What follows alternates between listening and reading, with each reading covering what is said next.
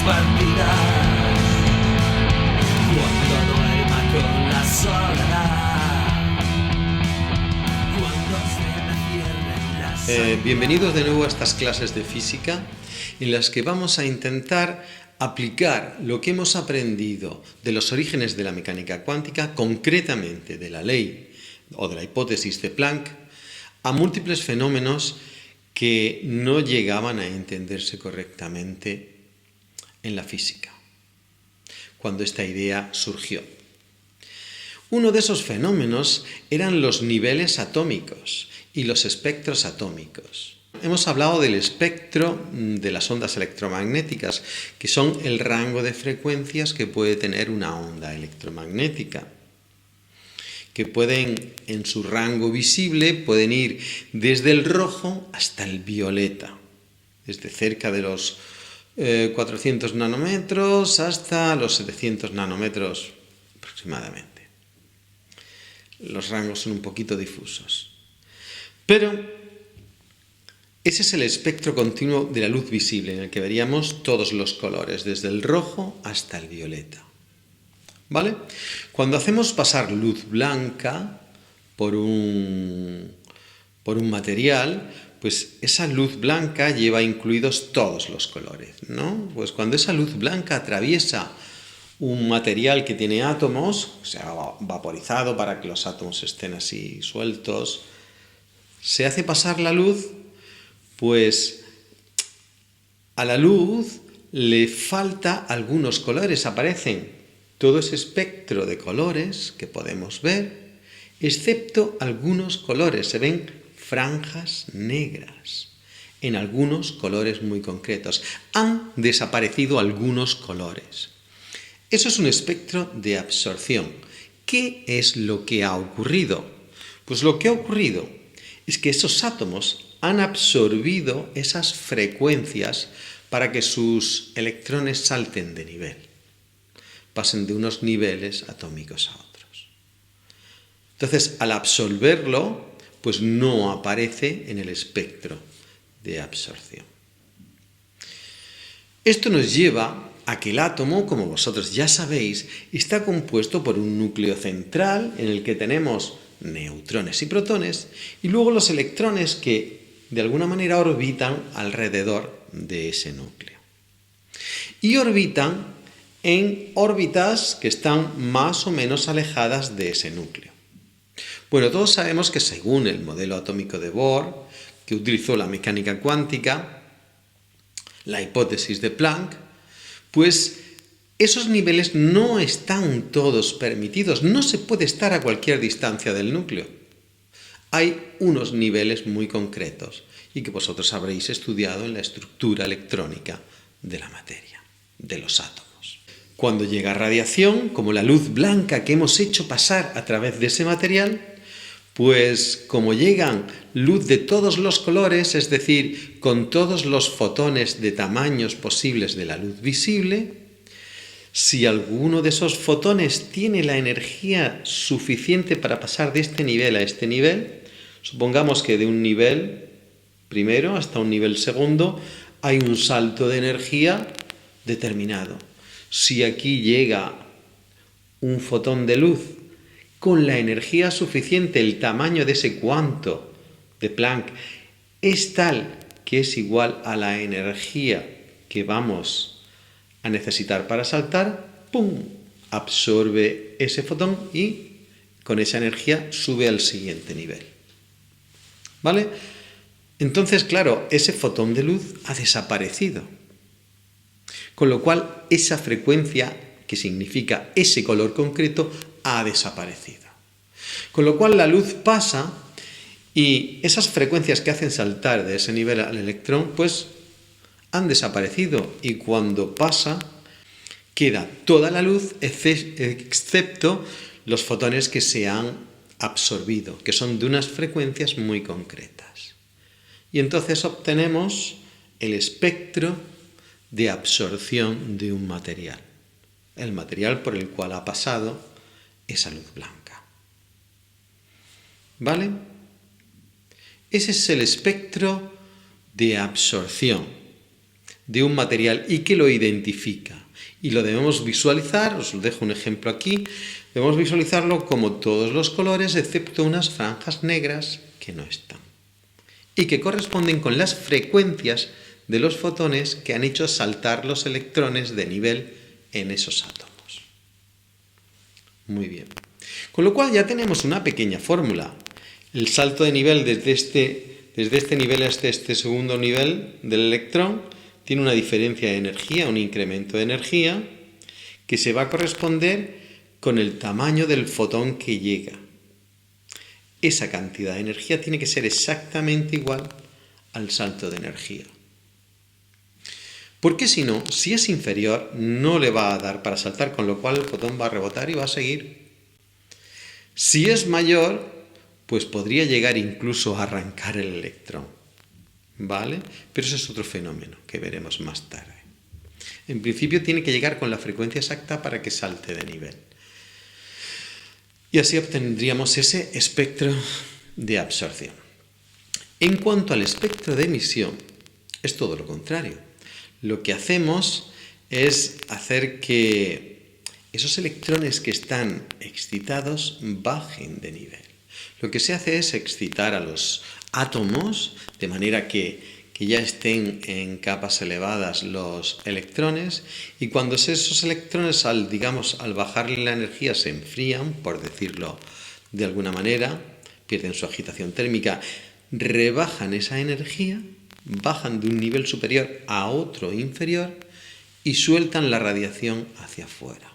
Es decir, si pasan de una energía a otra menor, van a perder energía.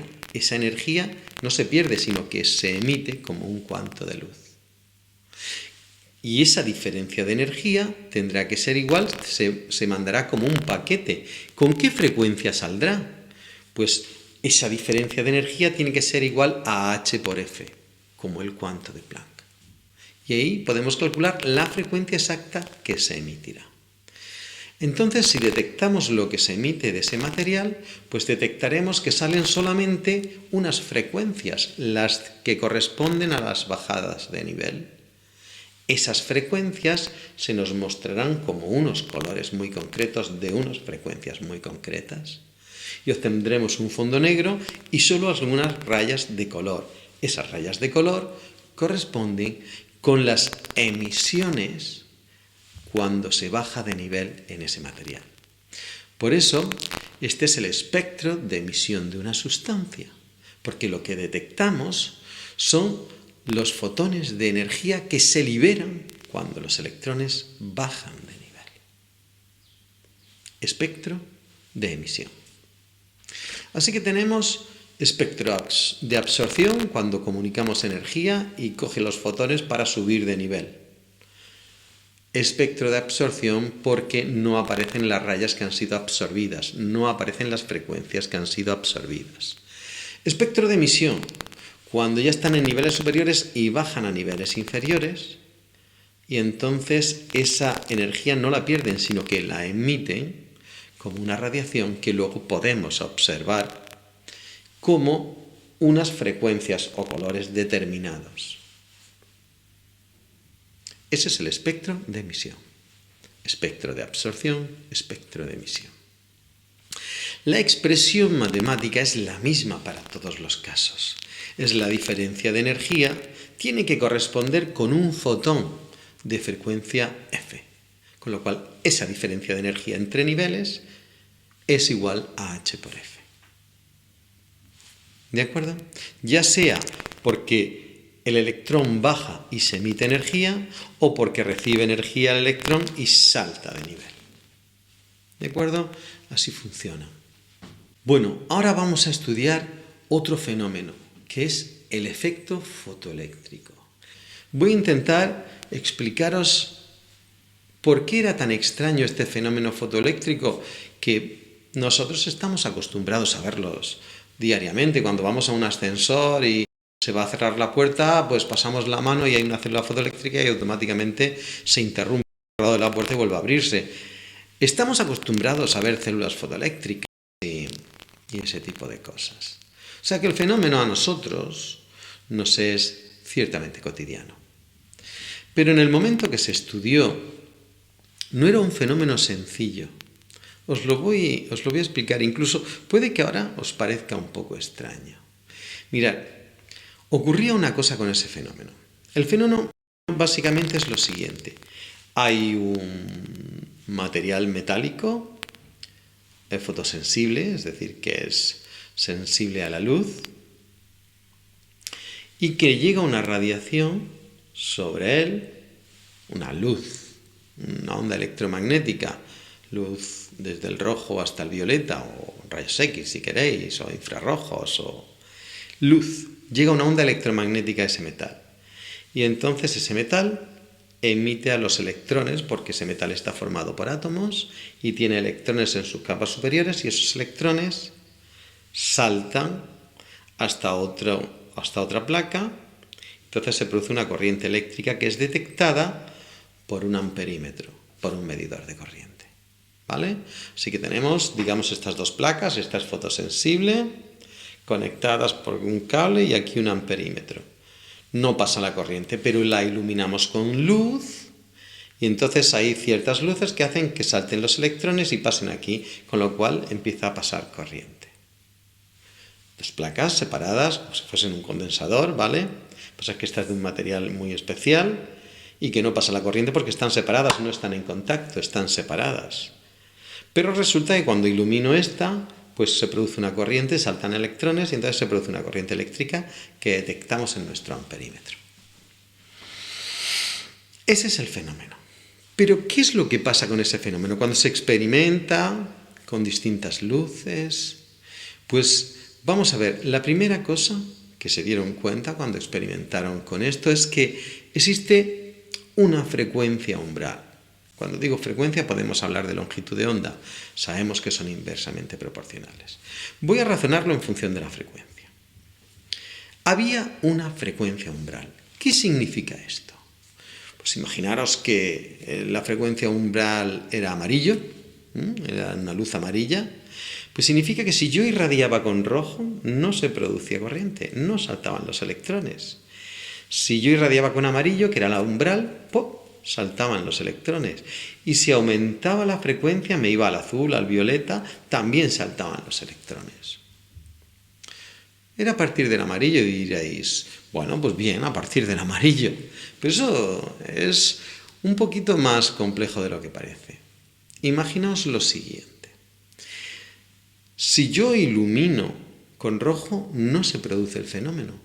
Pero imaginaros que yo pongo focos y focos y muchos focos de rojo, inyectando mucha intensidad de radiación contra la placa. Diréis, ostras, pues aunque sea el rojo menos energético, pero como hay mucha intensidad, al final habrá energía suficiente para arrancar a ese electrón del átomo. ¿Y saltará? Pues no salta. Da igual que pongáis un foco, 2 focos, 3 focos, 4 focos, que cojáis los focos de un estadio de fútbol e iluminéis a ese metal. Si es rojo, no salta. Sin embargo, cogéis una débil bombillita amarilla y la ponéis enfrente, ¡puf!, y empieza a saltar la corriente y los electrones. Montones de focos rojos, no. Pero un débil foco, una débil bombillita amarilla hace que salte. Y si es violeta, todavía más. Es extraño, es muy extraño. Por eso este fenómeno creaba esa incertidumbre, no se podía explicar, porque sabían que los electrones están orbitando alrededor del núcleo y tienen una energía de enlace. Cuando tú comunicas esa energía de enlace, los extraes y saltan. Pero es que no. Yo le intentaba comunicar mucha energía de color rojo y no saltaba. Sin embargo, con una débil bombillita de amarillo sí que saltan. A partir del amarillo, todos los colores hacen que salte ese electrón. Eso se detectó experimentalmente y era una cuestión muy, muy extraña. Una vez que ya se producía el fenómeno, este sería la segunda peculiaridad de nuestro fenómeno, cuando tú iluminas ya a partir del amarillo, en nuestro caso, o del azul A partir de que se empieza a producir el efecto, si en vez de una bombillita pones un foco más grande, pues hay más corriente. Hay más corriente. Esa es la segunda característica. Es cierto que la cantidad de electrones arrancados depende de la intensidad, pero siempre que superemos la frecuencia umbral. Aviso. Podemos afirmar que siempre que aumenta la intensidad, ¿aumenta el número de electrones arrancados? No, no podemos afirmar eso. Solo podemos afirmarlo cuando la radiación supere a la frecuencia umbral. Si irradiamos con una frecuencia mayor que la umbral, por ejemplo, si en vez de el amarillo, que es con el que empiezan a saltar los electrones, irradiamos con una frecuencia superior, por ejemplo, con azul, con violeta, pues entonces los electrones no solamente son arrancados, sino que además se mueven más rápido. Este era otro hecho que se detectaba. Y por último, la característica es que todo se producía de forma instantánea, no había un proceso. Es decir, que o se producía o no se producía. No dependía de que acumulase focos, no. O se produce o no se produce. Bueno, pues este fenómeno no se podía explicar con la teoría electromagnética clásica. Einstein estaba estudiando este fenómeno y no le daba una explicación. Pero fue justo cuando Planck sacó su hipótesis o utilizó su hipótesis para la radiación del cuerpo negro, que ya vimos en un capítulo anterior, entonces Einstein se dio cuenta de que esa era la solución para explicar el efecto fotoeléctrico. Básicamente, piensa en una cosa. La energía que viene desde fuera y va a chocar contra el electrón viene formada por cuantos de luz, por paquetitos de energía de tamaño h por f. Esos paquetitos llegan y se van a encontrar con un electrón que está unido a un núcleo por una energía de enlace. Esa energía es la que tiene que comunicarse al electrón para que salte y quede liberado de su enlace con el núcleo. No olvidemos que el enlace con el núcleo hace que el electrón esté ligado a él. Si tú le comunicas esa energía, se puede ir. Es como cuando tienes una hipoteca con el banco, no te puedes ir del banco. Si pagas toda la hipoteca, ya te puedes ir del banco. Bien, pues lo mismo le pasa al electrón con el núcleo. Alguien tiene que pagar esa deuda energética que le ha producido el enlace, si quiere saltar. Bueno, pues aquí llega la radiación. Y la radiación, pues llega en paquetitos de energía, nos dijo Planck.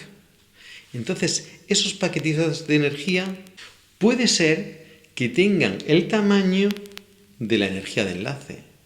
Y entonces podrán comunicarlos. Pero si son más pequeñitos, llegan y como no tienen energía suficiente, rebotan. No pueden llegar dos y con dos sí acumular para saltar, no. O llegan con energía suficiente o no pueden arrancarlo. Con lo cual, fijaros, llega el h por f, el fotón de luz, y si ese h por f coincide con esa energía de enlace, pues automáticamente el electrón saltará. Por eso hay una frecuencia umbral, porque hay fotones que vendrán con un paquete, con un tamaño, con un cuanto más pequeño que la energía de enlace y no lo harán saltar. El que llegue justo con el tamaño lo hará saltar y el que llegue con un tamaño más grande no solamente lo hará saltar, sino como tiene que gastarse todo el fotón, lo que le sobra de arrancar lo hará para que salga corriendo, es decir, a más velocidad. Y ahí es donde Einstein dio la explicación teórica del efecto fotoeléctrico. Dijo, la radiación que llega con su tamaño de energía h por f, si esa h por f coincide con la energía necesaria para extraer a ese electrón, si esa h por f es igual, vamos a llamar phi a ese potencial de extracción, a esa energía que necesitamos para extraer al electrón, Si esa H por F coincide exactamente con esa phi, con ese trabajo de extracción, tendríamos la frecuencia umbral, la frecuencia a partir de la cual se empieza a producir el fenómeno. Es decir, cuando el paquetito de energía, H por F, tiene exactamente la energía necesaria para arrancarlo. Ahí está la frecuencia umbral. Claro, ¿qué pasa si la frecuencia es inferior? Pues H por F es más chiquitito y no se produce efecto. No se produce efecto.